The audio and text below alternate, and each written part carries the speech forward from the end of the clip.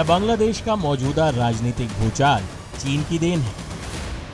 क्या ड्रैगन की साजिशों का शिकार हुई शेख हसीना? बांग्लादेश के कथित क्रांति पर कई तरह की खबरें आ रही हैं। कहा जा रहा है कि भारत समर्थक शेख हसीना चीन को पसंद नहीं थी। हाल ही में शेख हसीना जब चीन गई थी तो उन्होंने अपनी यात्रा जल्दी समाप्त कर दी थी।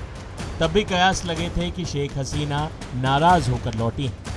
इसके एक महीने के अंदर ही बांग्लादेश में सत्ता के खिलाफ बगावत हो जाती है। हालात ऐसे हो जाते हैं कि शेख हसीना को आनन फानन में मुल्क छोड़ना पड़ता है। ऐसे में इसमें चीनी साजिश के एंगल से इनकार नहीं किया जा सकता। बांग्लादेश ऐसा अकेला मुल्क नहीं है जो चीन की साजिश का शिकार हुआ।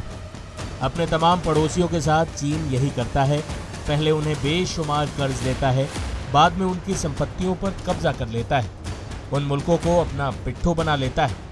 भारत क्योंकि चीन की आंखों में हमेशा से चुभता रहा है, तो चीन ऐसे मुल्कों का इस्तेमाल भारत के खिलाफ अपनी रणनीति में भी करता है। ये तमाम मुल्क क्योंकि भारत के भी पड़ोसी हैं, लिहाजा इस साजिश से भारत को न सिर्फ चौकन्ना रहना होगा बल्कि इसकी काट भी खोजनी होगी। पहले आपको ये पूरा सिलसिला समझा देते हैं।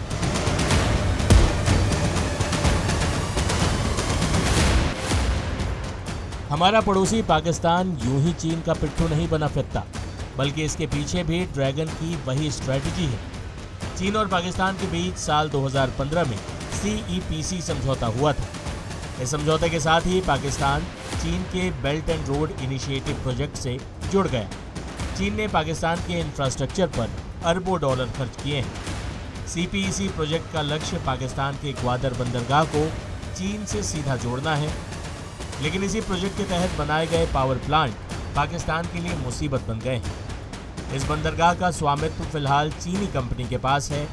चीन ग्वादर की बाड़बंदी कर रहा है, जिससे चीन के कब्जे की आशंका और तेज हो गई है। इसके खिलाफ बलूचिस्तान में लगातार विरोध प्रदर्शन हो रहे हैं। आज पाकिस्तान बर्बादी की कगार पर खड़ा है तो इसके पीछे चीन कम जिम्मेदार नहीं है।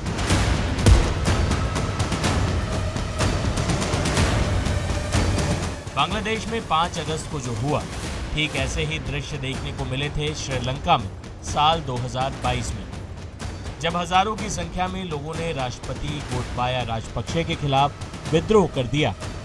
गोटबाया को देश छोड़कर भागना पड़ा, लेकिन श्रीलंका को इस हालात तक पहुंचाने का जिम्मेदार भी चीन ही था।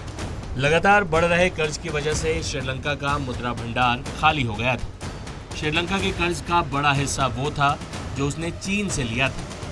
श्रीलंका का हम्बन टोटा पोर्ट चीन के इसी कर्ज की भेंट चढ़ गया।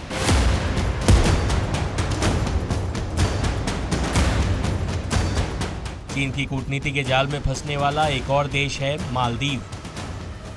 मालदीव की मोइज़ू सरकार को चीन का समर्थक माना जाता है। इंडिया आउट के नारे के साथ सत्ता पर काबिज हुए मोइज़ू शुरुआत से ही भारत सरकार पर निशाना साधते रहे।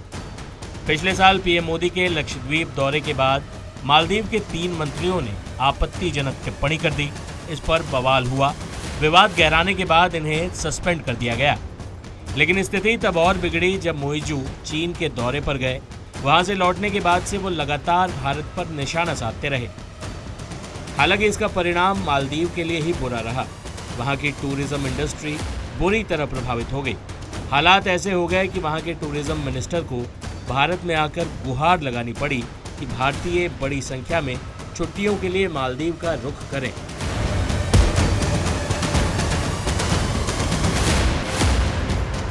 भारत का एक और पड़ोसी है नेपाल। नेपाल के साथ भारत का रोटी बेटी का संबंध रहा है। भारत और नेपाल में खुली सीमा भी है। इसके बावजूद पिछले कुछ सालों में नेपाल लगातार चीन के प्रभाव में आता गया है। नेपाल में चीन समर्थक KP शर्मा ओली और प्रचंड प्रधानमंत्री बनते रहे। ये दोनों ही चीन समर्थक माने जाते हैं।